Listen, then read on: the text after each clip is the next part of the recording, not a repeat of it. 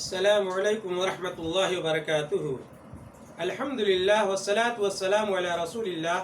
محترم ناظرین کرام، آج آپ لوگوں کے سامنے 19ویں پارے کا خلاصہ ذکر کیا جا رہا ہے۔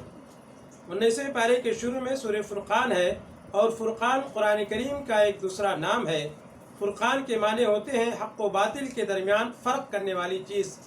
قرآن کریم ایسی کتاب ہے جس نے حق و باطل کے درمیان فرق کر دیا، اس نے شرک اور توحید کے درمیان فرق کر دیا، بتلا دیا، اس کے ذریعے بتلا دیا گیا ہے کہ کون سی چیز حق ہے، کون سی چیز باطل ہے۔ اللہ رب العالمین نے کہا کہ بابرکت ہے وہ ذات جس نے اپنے بندے کے اوپر فرقان کو نازل کیا تاکہ اس کے ذریعے پوری دنیا والوں کو ڈرائے۔ اس سے یہ پتہ چلتا ہے کہ اللہ کے نبی صلی اللہ علیہ وسلم پوری دنیا والوں کے لیے نبی بنا کر کے بھیجے گئے تھے۔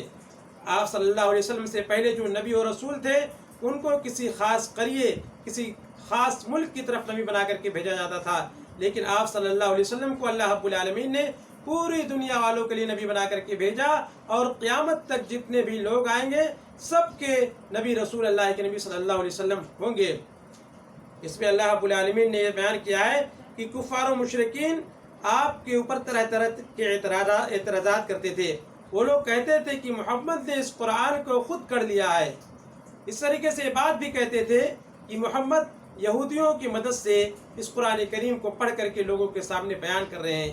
یہ تو سب پچھلے کے قصے ہیں، کہانیاں ہیں جو محمد دوسروں سے سیکھ کر کے بیان کر رہے ہیں۔ ابو فقیہ، یسار، اس طریقے سے عداس، جبیر، ان لوگوں سے سیکھ کر کے محمد لوگوں کو سنا رہے ہیں۔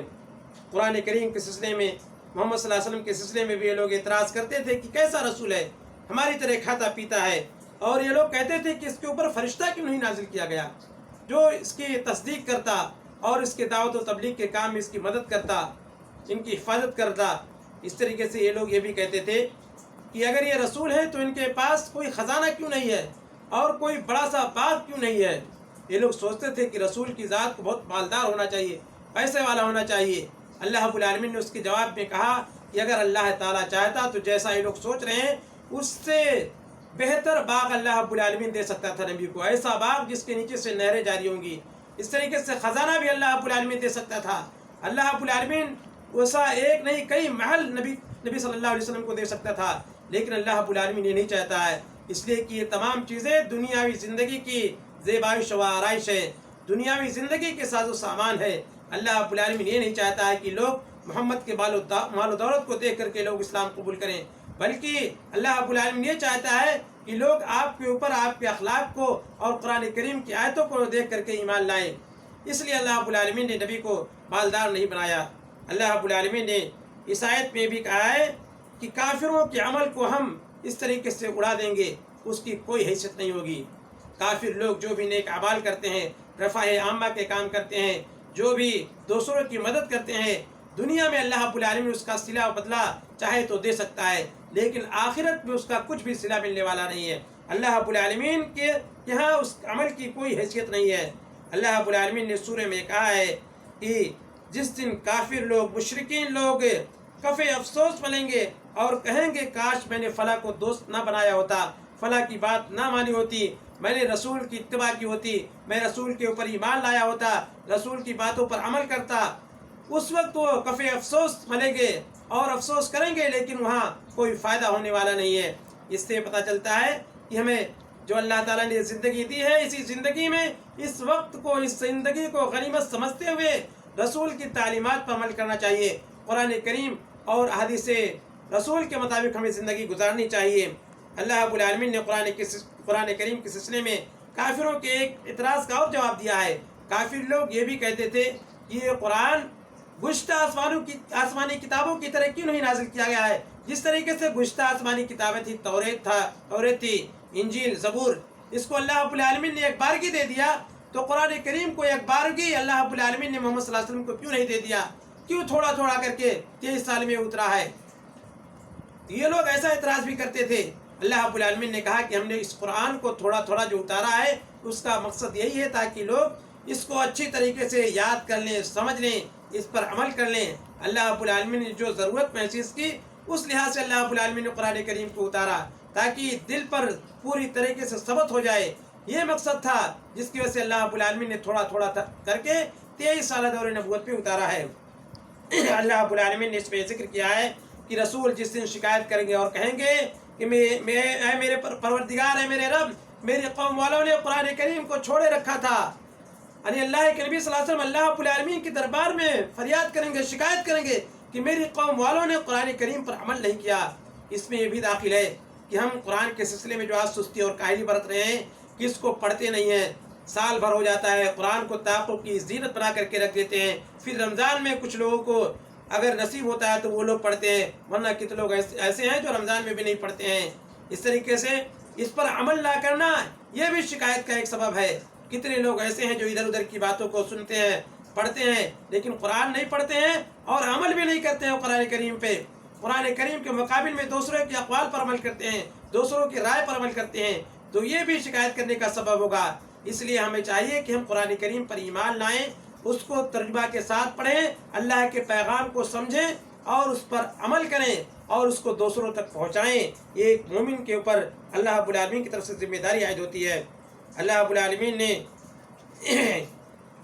इस सूरह में ये भी बयान किया है कि जो अल्लाह के नेक बंदे हैं वो आजिज़ी व इनकिसारी के साथ ज़मीन पर चलते हैं, ज़मीन पर घमंडो गुरूर करके नहीं चलते हैं, बल्कि तवाज़ो खाकसारी के साथ। इसका मतलब ये भी नहीं है कि बीमारों की तरह मरियल चाल चलें वही, बल्कि इनकिसारी होना चाहिए, घमंडो गुरूर नहीं होना चाहिए, चलते वक्त सीना तान करके नहीं चलना चाहिए। और अल्लाह रब्बुल आलमीन ने कहा कि जब जाहिलों से उनका मुकाबला होता है तो उनसे एराज़ करते हैं और उनको सलाम कहते हुए आगे निकल जाते हैं। जाहिलों से उलझना और उनसे बहस व तकरार करना यह अहले ईमान का शेवा नहीं है, उनसे एराज़ करना चाहिए। अल्लाह रब्बुल आलमीन ने कहा कि ये दुआएं भी मांगते रहते हैं कि अल्लाह तो हमें जहन्नम के अज़ाब से बचा ले, इसलिए कि जहन्नम बहुत बुरी जगह है, बहुत बुरा ठिकाना है, इससे तो हमें बचाए रख। अल्लाह रब्बुल आलमीन ने कहा कि जो तौबा करते हैं, अमल साले करते हैं, तो उनकी नेकियों को, उनकी गुनाहों को हम नेकियों में बदल देते हैं। तौबा ऐसी चीज़ है कि सारे गुनाह ख़त्म हो जाते हैं, बल्कि वो गुनाह नेकी में भी तब्दील हो जाते हैं। इसलिए हमें अल्लाह रब्बुल आलमीन के दरबार में तौबा इस्तग़फ़ार करते रहना चाहिए। अल्लाह के नबी सल्लल्लाहु अलैहि वसल्लम एक दिन में 70 मरतबा, 100 मरतबा तौबा इस्तग़फ़ार किया करते थे, जबकि आप सल्लल्लाहु अलैहि वसल्लम मासूम अनिल ख़ता थे, गुनाहों से पाक व साफ थे। हम कितने गुनाह करते हैं, लेकिन हमें तौबा करने की तौफीक नहीं होती है। इसलिए हमें चाहिए कि हम तौबा करें।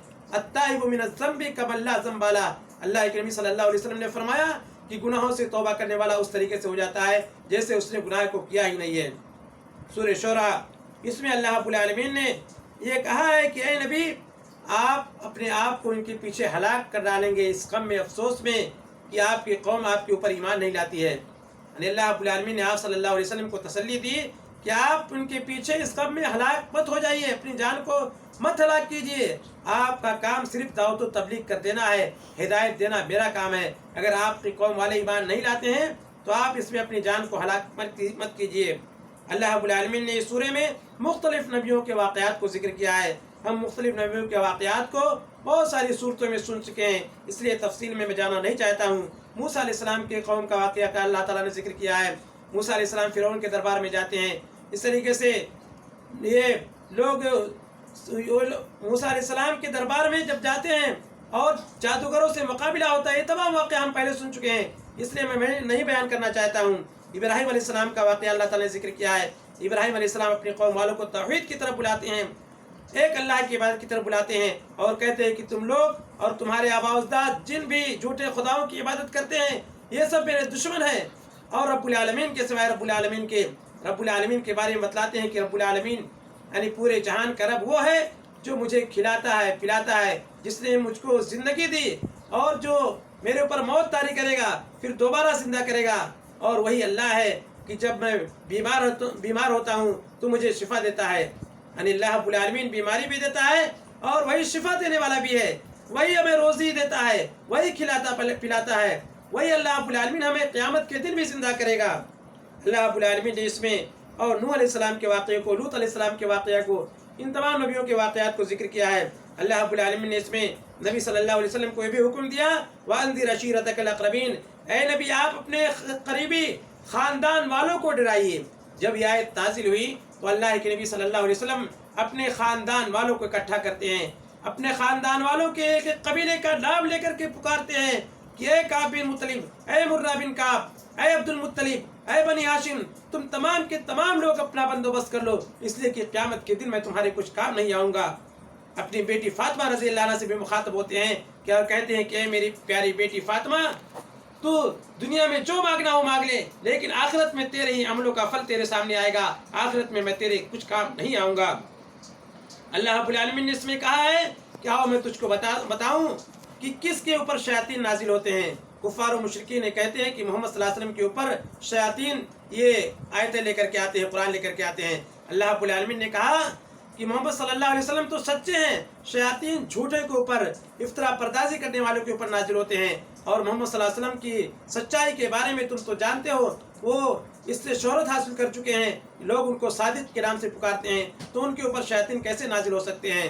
اللہ رب العالمین نے کہا کہ شعراء کی پیروی گمراہ لوگ کرتے ہیں، اس لیے کہ شعراء یہ ہوتے ہیں کہ ہر وادی میں بھٹکتے رہتے ہیں، وہ ایسی باتیں کہتے ہیں جو خود نہیں عمل کرتے ہیں، لیکن جو لوگ ایمان لائے، عمل صالح کیے، یعنی اچھے شعراء بھی ہوتے ہیں جو اپنے شعر کے ذریعے حمد اور نعت کہتے ہیں اور ایسے اشعار پیش کرتے ہیں جس میں بہت سارے مواعظ ہوتے ہیں، بہت ساری نصیحتیں ہوتی ہیں۔ اس طریقے سے ایسے اشعار بھی پائے جاتے ہیں جس میں شرک کی مذمت بیان کی جاتی ہے، شرک کی خوبیوں کو بیان کیا جاتا ہے۔ تو اگر کوئی شاعر ایسا شعر پیش کرتا ہے تو اس سے مستثنا ہے، ورنہ اکثر شعراء کی حالت یہ ہوتی ہے کہ وہ اپنے اشعار میں زمین و آسمان کے خلابے ملاتے ہیں، جھوٹی باتیں پیش کرتے ہیں، مبالغہ آرائی سے کام لیتے ہیں۔ اسی لیے اللہ رب العالمین نے ایسے شعراء کی مذمت کو اس سورے میں بیان کیا ہے، ورنہ اچھے شعراء کی تعریف کی گئی ہے۔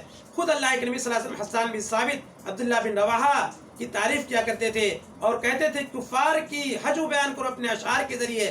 اللہ کے نبی صلی اللہ علیہ وسلم ان کے لیے ممبر لگایا کرتے تھے اور وہ اشعار کہا کرتے تھے۔ تو اچھے شاعر اگر ہیں، اگر اچھا کلام پیش کرتے ہیں تو وہ لوگ اس سے مستثنا ہیں۔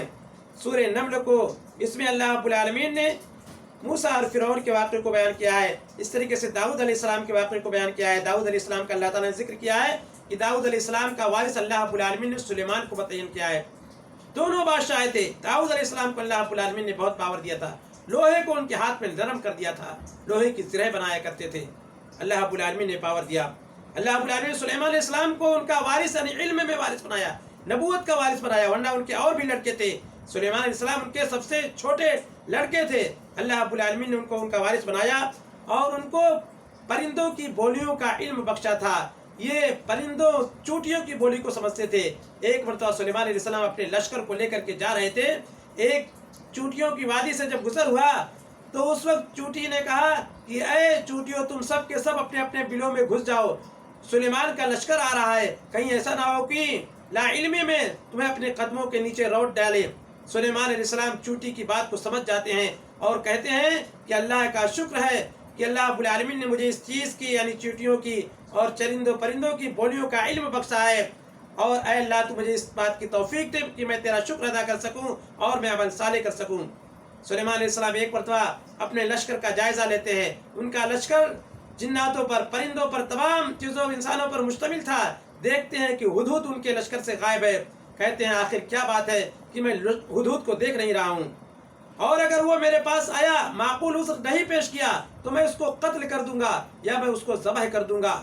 تھوڑا ہی لمحہ گزرا تھا کہ ہدہد آتا ہے اور کہتا ہے کہ میں ایک عجیب و غریب خبر لے کر کے آیا ہوں، میں نے شہر سبا میں دیکھا ہے کہ ایک عورت ان کے اوپر حکومت کر رہی ہے، یعنی عورت کی حکومت کرنا ایک ہدہد بھی غلط سمجھ رہا تھا، اس کو تعجب خیز انداز میں بیان کر رہا ہے کہ ایک عورت ہے وہ ان کے اوپر حکومت کر رہی ہے، اور کہتا ہے کہ وہاں کے لوگوں کو میں نے دیکھا ہے کہ وہ لوگ چاند اور سورج کی پرستش کرتے ہیں، یعنی غیر اللہ کی پرستش کرنا، اس چیز کو بھی عجیب و غریب سمجھتا ہے۔ چرند پرند کے دل میں اللہ رب العالمین نے توحید کو ڈال رکھا ہے، وہ بھی اپنی فطرت کے لحاظ سے توحید کو سمجھتے ہیں اور جانتے ہیں کہ اصل عبادت کا مستحق وہ اللہ ہے جو سورج اور چاند کا پیدا کرنے والا ہے، جو زمین و آسمان کا پیدا کرنے والا ہے۔ یہ خبر ہدہد لا کر کے سلیمان علیہ السلام کی خدمت میں پیش کرتا ہے۔ سلیمان علیہ السلام کہتے ہیں کہ معاملے کی میں تحقیق کرتا ہوں، دیکھتا ہوں کہ تو سچا ہے یا جھوٹا ہے، اور ایک خط دیتے ہیں، خط لے جا کر کے ہدہد ملکہ سبا کی خدمت میں ڈالتا ہے۔ ملکہ سبا اس خط کو پڑھتی ہے اور کہتی ہے کہ اے میرے دربار کے لوگوں، میرے پاس ایک خط آیا ہوا ہے، اور یہ خط جو سلیمان کی طرف سے بھیجا گیا ہے یہ بسم اللہ الرحمن الرحیم کے نام سے شروع کیا گیا ہے، اور اس میں کہا گیا ہے کہ میرے پاس مسلمان ہو کر کے آ جاؤ، اے میرے دربار کے لوگوں تم لوگ مجھے مشورہ دو۔ اس کے دربار کے لوگ کہتے ہیں کہ ہم تو بڑی طاقت والے ہیں، قوت والے ہیں، اگر لڑنے بھیڑنے کی باری آئے گی تو ہم لڑنے کے لیے تیار ہیں، ویسے معاملہ آپ کے ہاتھ میں ہے، آپ جیسا چاہیں فیصلہ کریں۔ ملکہ سبا کہتی ہے کہ میں دیکھتی ہوں ایک ہدیہ بھیج کر کے کہ دنیا دار بادشاہ ہے یا نہیں، اگر دنیا دار بادشاہ ہوگا تو اس کو قبول کر لے گا۔ ہدیہ بھیجتی ہے ملکہ سبا۔ ہدیہ جب جاتا ہے سلیمان علیہ السلام کے پاس، سلیمان علیہ السلام کہتے ہیں کہ تم لوگ میری مدد مال کے ذریعے کرنا چاہتے ہو اور اللہ تعالیٰ نے مجھے جو دے رکھا ہے وہ اس سے بہتر ہے، اور جاؤ اس چیز کو واپس لے جاؤ۔ اور کہتے ہیں کہ تم میرے اوپر تکبر و گھمنڈ و غرور نہ کرو اور اللہ کی عبادت کرو، مسلمان ہو کر کے آ جاؤ۔ اس کے بعد کہتے ہیں کہ کون ہے جو اس کے عرش کو میرے پاس لا کر کے حاضر کر دے۔ سلیمان علیہ السلام کی فوجیوں میں سے، انہی کے درباریوں میں سے ایک جنات کہتا ہے کہ آپ کے اپنی جگہ سے اٹھنے سے پہلے میں اس کے تخت کو لا کر کے حاضر کر دوں گا، یعنی قبل اس کے کہ آپ اپنی جگہ سے اٹھیں اس سے پہلے میں اس کے تخت کو حاضر کر دوں گا۔ لیکن ایک دوسرا شخص جس کو اللہ تعالیٰ نے علم کتاب کا علم بخشا تھا، وہ کہتا ہے کہ آپ کے پلک جھپکنے سے پہلے میں اس کے تخت کو آپ کے سامنے لا کر کے حاضر کر دوں گا۔ ملکہ سبا کے تخت کو لا کر کے حاضر کر دیتا ہے۔ سلیمان علیہ السلام کہتے ہیں کہ اس میں تبدیلی پیدا کر دو، اس کو تھوڑا بدل دو۔ پھر جب ملکہ سبا وہاں سے آتی ہے سلیمان علیہ السلام کے پاس، پوچھتے ہیں کہ کیا یہ تمہارا ہی تخت ہے؟ وہ کہتی ہے لگتا تو ایسا ہی، گویا کہ ہمارا ہی ہے۔ سلیمان علیہ السلام پھر ملکہ سبا کو اپنے محل میں بلاتے ہیں، اور ان کا محل شیش محل تھا، پتھر یعنی کانچ کا بنا ہوا تھا، اس کے نیچے حوض تھا۔ جب ملکہ سبا اس محل میں داخل ہوتی ہے تو اس وقت اپنے پائچے اٹھا لیتی ہے تاکہ وہ پانی سے بچ سکے، اپنی پٹلی سے اپنے پائچے کو اٹھا لیتی ہے، وہ وہم میں مبتلا ہو جاتی ہے کہ شاید نیچے پانی ہے۔ بعد میں اس کو احساس ہوتا ہے کہ یہ پانی نہیں ہے، اور کہتی ہے کہ میں ظلم کرنے والوں میں سے ہوں، اور میں سلیمان کے ساتھ میں رب العالمین کی ذات پر ایمان لاتی ہوں۔ یعنی ملکہ سبا مسلمان ہو جاتی ہے۔ اللہ رب العالمین نے اس واقعے کو اس سورہ میں، سورہ نمل میں ذکر کیا ہے۔ اس کے بعد قوم ثمود کا واقعہ ہے، لوط علیہ السلام کی قوم کا واقعہ ہے۔ یہ تمام واقعات آپ پہلے سن چکے ہیں۔ یہ 19ویں پارے کی تفسیر تھی۔ اللہ رب العالمین سے دعا ہے کہ اللہ تعالیٰ ہم تمام لوگوں کو قرآن کریم کو سمجھ کر پڑھنے، اس پر عمل کرنے کی توفیق عطا فرما۔ وما علینا الا البلاغ۔ والسلام علیکم ورحمۃ اللہ۔